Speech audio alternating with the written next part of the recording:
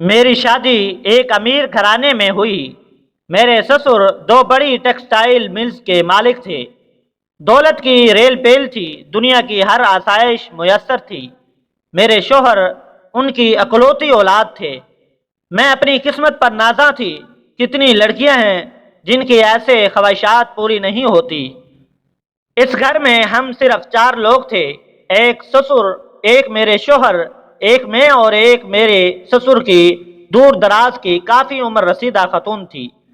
میرے شوہر کا کہنا تھا کہ ان کی اولاد نے ان کو در بدر کی ٹھوکریں کھانے کے لیے چھوڑ دیا، اور پھر میرے سسر انہیں گھر لے آئے۔ عمر 70-80 کے لگ بھگ تھی، خاموش فطرت تھی، لیکن بس مجھے ان سے چڑ سی تھی۔ مجھے ایسے معلوم ہوتا تھا کہ میری راج دہانی میں وہ ایک بوجھ ہے، میرے سپنوں کے محل میں بدنما داغ ہیں۔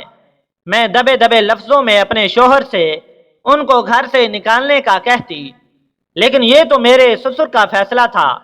میرے شوہر کا کہنا تھا کہ ان کے گھر میں دولت کی ریل پیل اور برکات اماں کو پناہ دینے کے بعد شروع ہوئیں، اور ابو کبھی بھی یہ بات نہیں مانیں گے۔ پھر اچانک میرے سسر کا ہارٹ اٹیک سے انتقال ہو گیا۔ میرے شوہر تمام دولت کے تن تنہ وارث بن گئے، اور میں اس عظیم وراثت کی ملکہ عالیہ بن گئی۔ میرے ناز دیکھنے والے تھے، زمین پر تو میرے پاؤں ہی نہیں پڑتے تھے۔ جب خمار کم ہوا تو میری سوئی پھر اماں پر اڑ گئی۔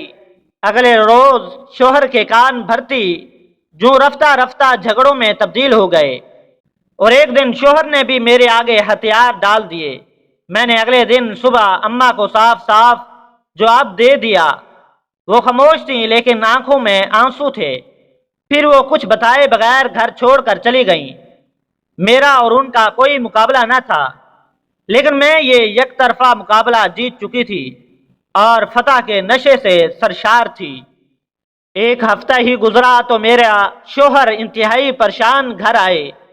معلوم یہ ہوا کہ میرے سسر پر کافی بینک قرضہ تھا، اس کے علاوہ لوگوں کا ادھار بھی تھا۔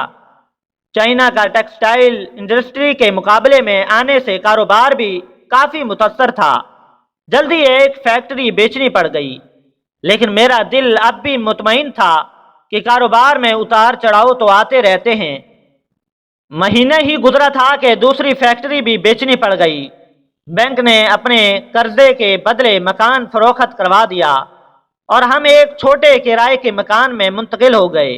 میرے شوہر نے بچی کھچی آمدنی سے ایک چھوٹا سا گھر خرید لیا، اور اس طرح زندگی کا پہیہ چلنا شروع ہوا۔ میری سب شاہانہ عمارت زمین بوس ہو گئی۔ مجھے احساس جرم نے گھیر لیا۔ میں نے ایک بے بس، لاچار اور ضعیف عورت کو بے گھر کیا۔ میرا اپنا سپنوں کا محل بکھر کر رہ گیا، اور یہ زوال اماں کے جانے کے بعد ہی شروع ہوا۔ مجھے اپنے سسر کی بات درست معلوم ہونے لگی۔ جس طرح عروج اماں کے آنے سے شروع ہوا تھا، اسی طرح اماں کے جانے سے رخصت ہو گیا۔ نبی کریم صلی اللہ علیہ وسلم نے ارشاد فرمایا، تمہاری مدد کی جاتی ہے اور تمہیں رزق دیا جاتا ہے تم میں سے کمزور لوگوں کی وجہ سے۔ مزید اس طرح کی اصلاحی بھری کہانیاں دیکھنے کے لیے ہمارے اس چینل کو سبسکرائب کر کے ساتھ میں موجود بیل آئیکن کو بھی دبا دیں، تاکہ ہر نئی آنے والی ویڈیوز کا نوٹیفیکیشن آپ کو بر وقت موصول ہو سکے۔